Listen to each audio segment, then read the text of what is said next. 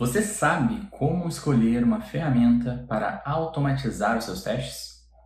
É sobre isso que a gente vai conversar hoje aqui no Agilize e Responde. Então, se você ainda não é inscrito no canal, já deixa a sua inscrição, já deixa o botão gostei, já deixa aí nos comentários outras perguntas, outros assuntos para a gente trazer aí nas próximas edições aqui dos vídeos do canal Agilize.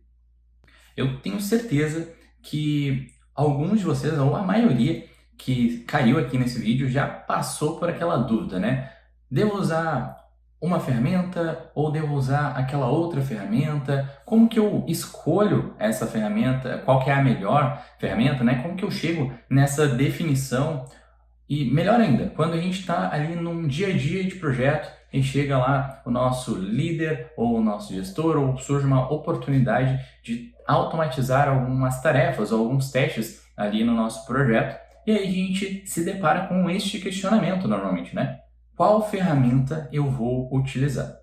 E por ser uma pergunta tão comum do nosso dia a dia, que pode aparecer em diferentes situações, eu resolvi trazer aqui algumas dicas e pelo menos um passo a passo, uma jornada aí para vocês seguirem na escolha de qual é a melhor ferramenta para o contexto de vocês. E aqui eu já começo do primeiro ponto, que é o mais importante, talvez, né, um dos mais importantes dos nossos 5 passos aí para escolher uma ferramenta para automatizar os nossos testes, que é entender o nosso contexto. Né? O que eu quero dizer com isso? Né? O que é entender o contexto? Quando a gente está em um projeto, principalmente, ou quando a gente está avaliando se uma ferramenta é melhor do que outra para automatizar testes ou alguma tarefa, a primeira coisa que a gente precisa considerar e entender melhor é sobre o contexto. Por exemplo, eu recebo muitas perguntas perguntando se, Samuel, devo utilizar o Selenium ou o Cypress? Devo utilizar o Cypress ou o Playwright?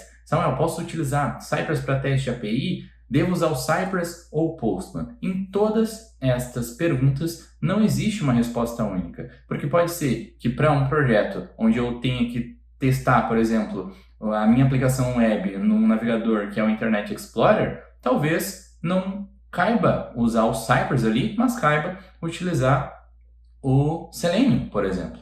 Ou, ao mesmo tempo, né, se daqui a pouco eu estou implementando, eu tenho uma equipe que está trabalhando com os desenvolvedores implementando os testes, né, que não tem uma necessidade, por exemplo, de testes em um browser específico, enfim, diversos outros critérios que a gente normalmente coloca durante um processo de avaliação, daí a gente pode utilizar o Cypress, Playwright, enfim. O que é importante aqui é, nessa primeira etapa, que é de entender o contexto, a gente levantar o máximo de perguntas e respostas possível acerca do nosso contexto. Que tipo de pergunta a gente pode fazer para entender melhor o nosso contexto de trabalho e projeto? Por exemplo, qual tecnologia que é utilizada no meu projeto? Quais serão os responsáveis por implementar os testes? Quais são as categorias de testes e também quais os níveis de testes que eu vou implementar? Qual a cobertura de testes? Existe a necessidade de eu ter algum relatório ou algum controle da cobertura dos meus testes? Eu tenho orçamento para execução, por exemplo, dos meus testes em alguma infraestrutura alocada na nuvem para paralelismo, para execução distribuída ou afins? Essas são algumas perguntas que a gente pode fazer já nessa primeira etapa para entender um pouco melhor sobre o nosso contexto. E é baseado nessas perguntas e nas respostas que a gente vai obter que a gente vai para o nosso segundo passo, que é definir a nossa estratégia de testes. Por que é tão importante definir uma estratégia de testes? Porque normalmente a gente já começa comparando as ferramentas ou as decisões finais, né? Devo usar esse ou aquele. Mas a escolha, a definição da estratégia de testes que a gente está fazendo influencia muito na escolha das ferramentas que a gente vai ter. Por exemplo, se dentro da nossa estratégia de testes a gente vai implementar, por exemplo, testes de componentes, algumas ferramentas a gente já pode descartar desse uso, né? desse leque de opções.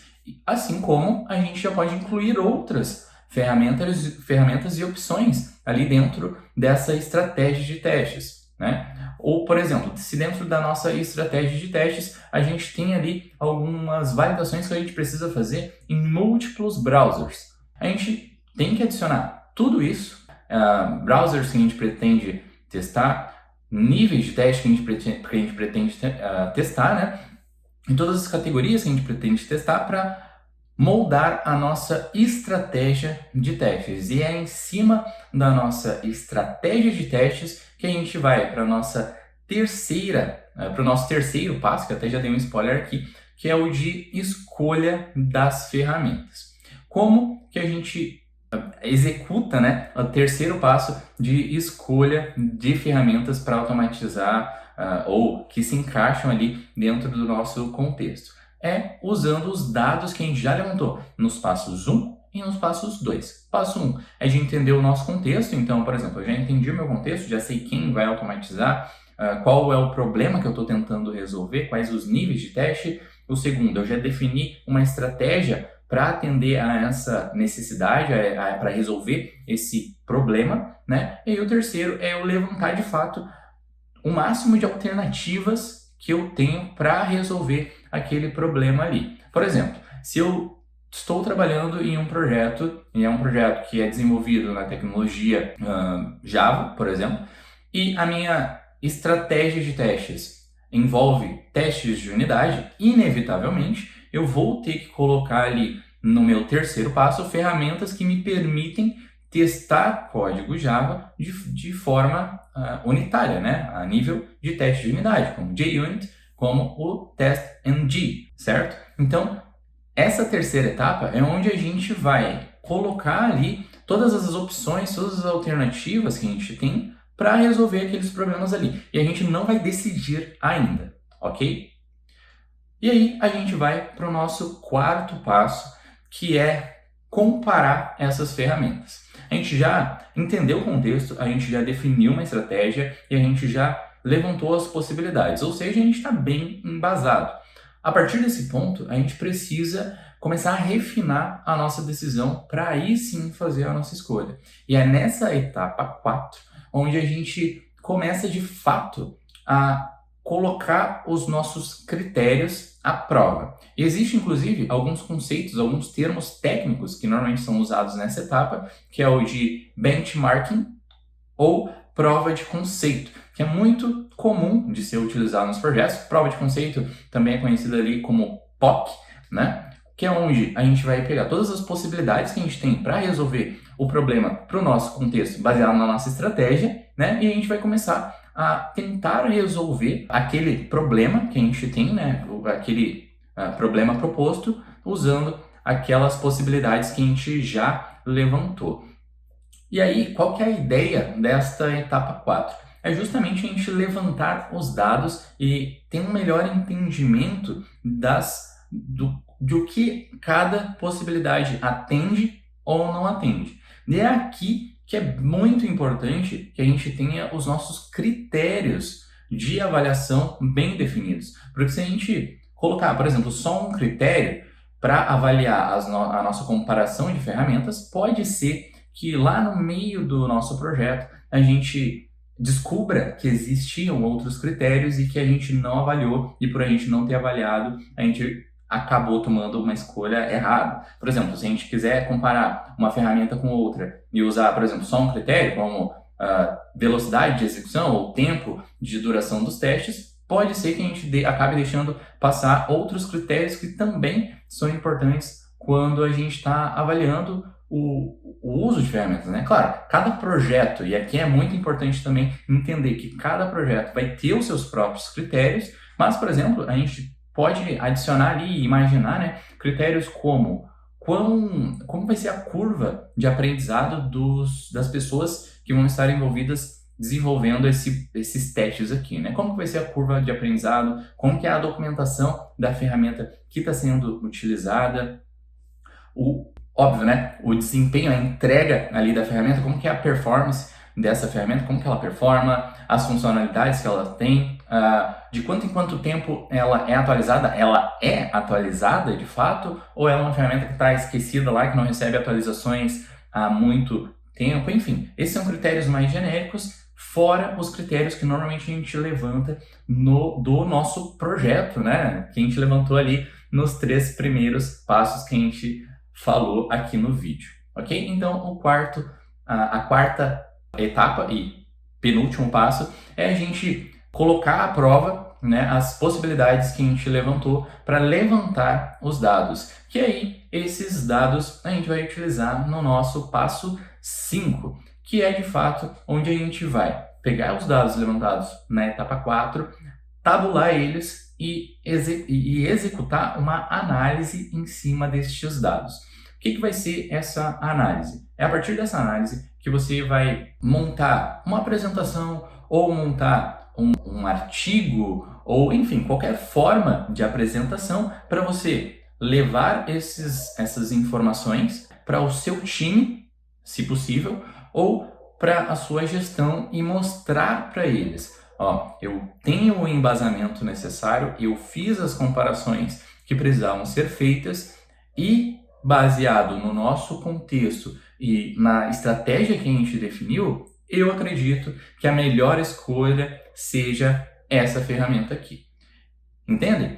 Vocês entendem também a diferença que é a gente ter passado por todas essas etapas para chegar muito mais embasado para a nossa gestão ou para os nossos colegas de time para tomar uma decisão, ou até mesmo para dar a eles a possibilidade de tomar essa decisão, né? A gente pode fazer até a etapa 4 e trazer os dados para eles e trazer isso para discussão, né? Ó, galera, eu tenho esses critérios, eu tenho essas informações que eu já levantei, mostra executando se for possível e aí decidem juntos, né? E isso que é legal e normalmente é assim que acontece nos projetos. Eu sei que às vezes em conversas de dia a dia, né? Às vezes a gente acaba ali conversando sobre uma ferramenta ou outra e a gente acaba sugerindo o uso de uma determinada ferramenta para um determinado problema, mas em todo projeto o ideal é que a gente